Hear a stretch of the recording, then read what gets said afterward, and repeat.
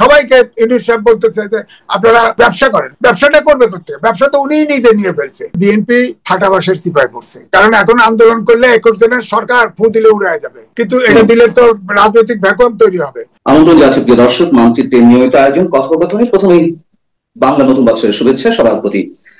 আমাদের সঙ্গে আজকে যুক্ত রয়েছেন সিনিয়র সাংবাদিক M A Aziz. M A Aziz, আপনাকেও জানাচ্ছি নববর্ষের শুভেচ্ছা। কিন্তু আপনার কাছে আমার প্রশ্ন, এবারের নতুন বছরটি, নতুন বছরের শুরুর দিনটি আপনি কিভাবে মূল্যায়ন করবেন এবং যেভাবে বরণ করে নেওয়া হলো এবং এবারে নববর্ষকে ঘিরে যত ধরনের বিতর্ক সৃষ্টি হয়েছে তার মধ্য দিয়ে আপনার মূল্যায়ন? ধন্যবাদ আপনাকে। শুভ নববর্ষ এবং দর্শক শ্রোতাকেও শুভ নববর্ষ। এবারের আনন্দ শোভাযাত্রা, আগে ছিল মঙ্গল শোভাযাত্রা। এই পরিবর্তনে কি লাভ হলো জানি না। মঙ্গল শোভাযাত্রা কিন্তু ইউনেস্কোর স্বীকৃতিপ্রাপ্ত, সেটার কি হবে? নতুন করে কি দেন দরবার করে দরখাস্ত করে আবার এটা আনতে হবে? যে জিনিসটা আপনার আন্তর্জাতিকভাবে জাতিসংঘের প্রতিষ্ঠান দ্বারা স্বীকৃত ছিল, সেটাকে কেন পরিবর্তন করা হলো? আনন্দ শোভাযাত্রা অর্জন কি হচ্ছে আমরা জানি না, কিছুই হয়নি নিঃসন্দেহে, কিন্তু এই মানসিকতা কেন এবং জাতিসংঘের এই স্বীকৃতি যে আমাদেরকে দেয়া হলো, জাতিসংঘের ওই স্বীকৃতির সঙ্গে এটি স্পষ্টভাবে বলা আছে যে এই ধরনের স্বীকৃতি যারা পাবে সেক্ষেত্রে সেই দেশের সংস্কৃতি বা ঐতিহ্য রক্ষার দায়িত্ব সংশ্লিষ্ট রাষ্ট্রের।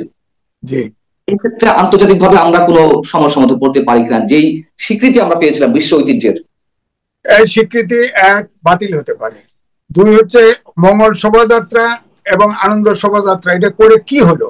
এখানে আমার মনে হয় সরকারের মানসিকতায় কাজ করছে যে বেশিরবাদী সরকার যা করে গেছে তা বদলায় ফেলো, তো এই জন্য সব বদলায় ফেলতে হবে। এই জন্য বের করছে যে আগে যেহেতু একবার আনন্দ শোভাযাত্রা আছে, ইউনেস্কো তাদের যে স্বীকৃতি আছে এটা মাথায় কাজ করছে কিনা এটা নিয়ে আমার সন্দেহ হয়। সুতরাং আমাদের তো ইউনেস্কোর এই স্বীকৃতির থেকে আমাদের নাম কেটে দেওয়ার সম্ভাবনা আছে। এখন প্রফেসর ডক্টর মোহাম্মদ ইউনূস এটা ঠিক করবে কিনা করবে জানি না, তবে আমাদের প্রাইডটা তো নষ্ট হলো।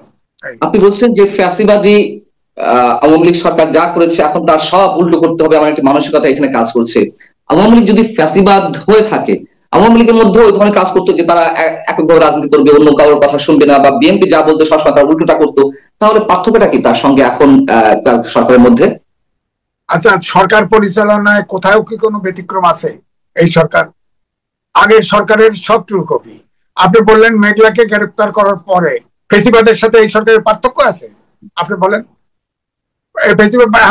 বাড়তি হলো খালি আয়না ঘরে ঢুকানো।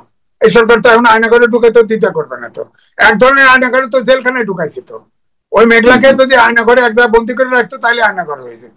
তো তাহলে তো একই হলো। ফেসিবাদ বলেন আর যত সরকার আগে যা করলেন এরশাদের আমলে বলেন, যা ঘটতেছে তাই ঘটতেছে, নতুন তো কিছু ঘটতেছে না। এই জন্যই বলছি যে আমাদের কিন্তু চরিত্র পাল্টায় নাই, তো আমাদের দেশ পরিচালনার পদ্ধতিও পাল্টায় নেই। অথচ সরকারে 21 জন লোক সরকার ধরে বসে আছে, কোনো কিছু ঠিক নাই, অর্থনীতির চাক্কা ঘুরছে না, কোনো বিনিয়োগ নাই।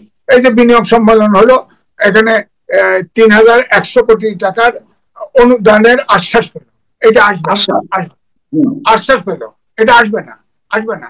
অন্তর্বর্তীকালীন সরকারকে কেউ কোনো টাকা সেই দেশে ইনভেস্ট করতে পারে না। যেমন ধরেন 8 মাস আপনার এই সরকার ক্ষমতায় আছে, $2.1 বিলিয়ন আপনার প্রতিশ্রুতি পেয়েছে, তারা সাহায্য পাবে, একটি টাকাও পায়নি। আবার IMF এর ফেসিবাদী সরকার এগ্রিমেন্ট করে গেছে, তার 3rd কিস্তি আটকে গেছে। IMF এর প্রতিনিধি এসে গেল না, আরো নানান শর্ত দিয়ে গেছে, তাতে মনে হয় সেটাও সেই কিস্তি ফিরবে কিনা জানি না। IMF এর কিস্তি আটকে তখনই যখন মনে করে ওই দেশ তার লোন শোধ করতে পারবে না, অর্থাৎ আমরা এই অবস্থায় আছি। হ্যাঁ, তো এই জন্য আমি বলছি।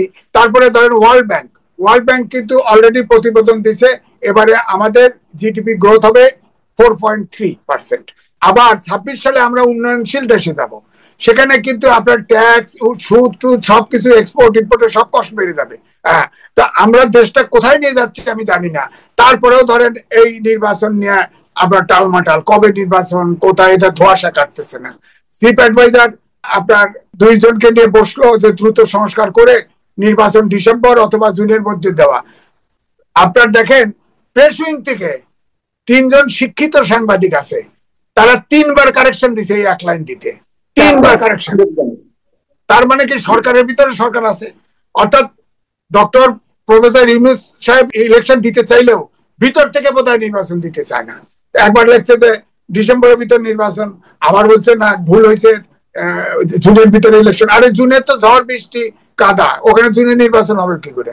বলতে হবে আপনার প্রশাসন বিভাগের প্রশাসন সংস্কার কমিশনের প্রধান তিনি বলেছিলেন যে ডিসেম্বরে হয়তো নির্বাচন করা সম্ভব হবে না, তবে অবশ্যই আপনার ডিসেম্বরের পরে 2-3 মাসের ভিতরে একটা নির্বাচনের ডেট দিয়ে দেওয়া উচিত, নির্বাচন দিয়ে দেওয়া উচিত। উনি খুব খোলা মনে বলছে, এটা তো বিশ্বাস করছি আমি।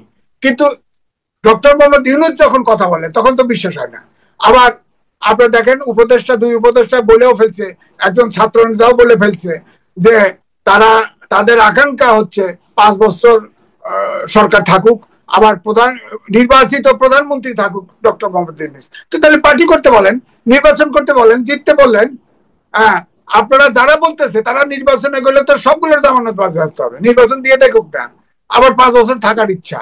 তো এই জন্য বলছে তারা এত জটিলতা তৈরি না করে, দেশটা চলছে না, নির্বাচন দিয়ে তারা আমার মনে হয় নির্বাচিত সরকারের হাতে ক্ষমতা হস্তান্তর করা উচিত।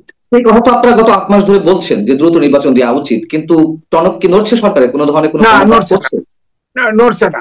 তারা একই বক্তব্য দিয়ে যাচ্ছে, একই রকম বক্তব্য দিয়ে যাচ্ছে। অর্থাৎ যতক্ষণ পারি থেকে যাই, অর্থাৎ চেয়ারের লোভ বোধহয় অনেকে সামলাতে পারছে না, চেয়ারে বসে গেছে।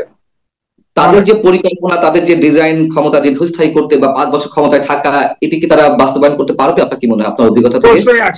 প্রশ্নই আসে না। বিএনপির সাথে ডেট আছে, আলোচনা করবে, রোড ম্যাপ না দিলে আন্দোলনে যাবে।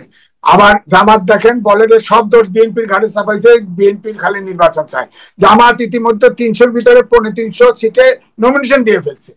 ছাত্ররা অনেক জায়গায় এই জায়গা লাইন দিচ্ছে, তারা গা বাঁচানোর জন্য তারাও ইলেকশন করে, তারা আলাদাভাবে ইলেকশন করবে না, আপনি দেখে রাখবেন, কারণ তারা আলাদা ইলেকশন করলে বিএনপি নিয়েও মানুষের অনেক ধরনের প্রশ্ন রয়েছে যে তারা ঠিক চাপ প্রয়োগ করতে পারছে না, তারা হয়তো লক্ষ্যভ্রষ্ট হয়ে গেছে, তারা তাদের রাজনৈতিক উদ্দেশ্যটি বা রাজনৈতিক লক্ষ্যটি তারা ঠিক মতো বাস্তবায়ন করতে পারছে না।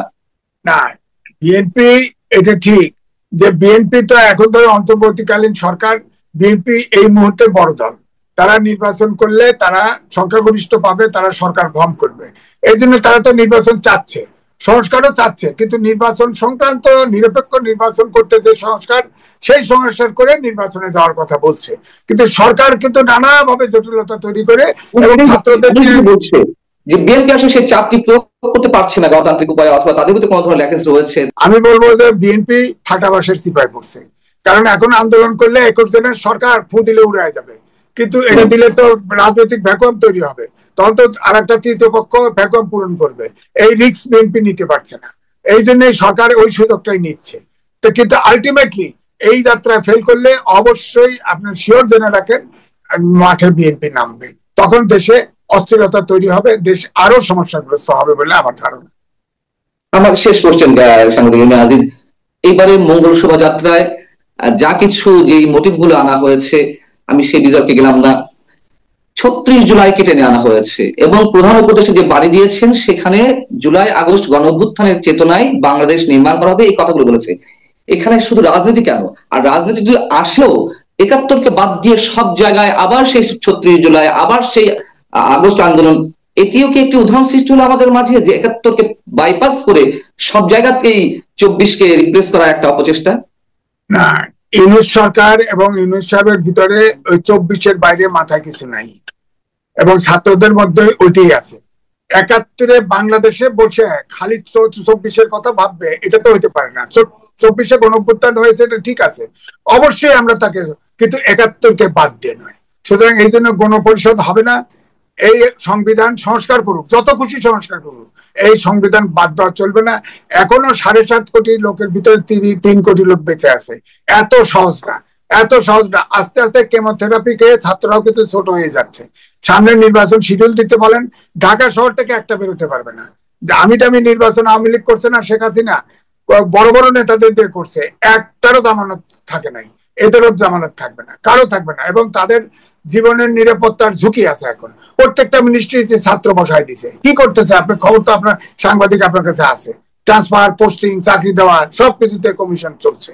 ভয়ঙ্কর কমিশন, পোলাপান, পড়াশোনা নাই, সব নাই, সবগুলো এখন সরকার চালানো ব্যস্ত। এই যে 7-8 ব্যাচের ভ্যাকুয়াম তৈরি করে ফেললো, জাতিটাকে তো নষ্ট করে। সবাইকে ইউনূস সাহেব বলতেছে যে আপনারা হন, কি ব্যবসা করেন, ব্যবসা করেন, সব ব্যবসায়ী বানায়। ব্যবসাটা করবে করতে, ব্যবসা তো উনিই নিজে নিয়ে ফেলছে। গ্রামীণ ব্যাংকের 666 কোটি টাকা সুদ মকুব করে নিয়েছে, গ্রামীণ ব্যাংকের 4000 কোটি টাকা মাফ করে নিছে, ম্যান পাওয়ার ব্যবসা নিয়ে নিছে। এইরকম ভাবে অন্তত 8-10টা তিনি তার, আপনি বলেন নৈতিকভাবে তিনি 6 মাসের জেল হয়েছিল, আপিলের শর্তে তিনি মুক্ত হয়েছিল, সবগুলো মামলা তার আপনার সবগুলো মামলা খারিজ করে নিয়েছে। তো তিনি তো এই গণঅভ্যুত্থানের এককভাবে সবচেয়ে বড় সুবিধাবাদী। সুতরাং এইটা জাতির ঘাড়ে সব চাপায় দেওয়া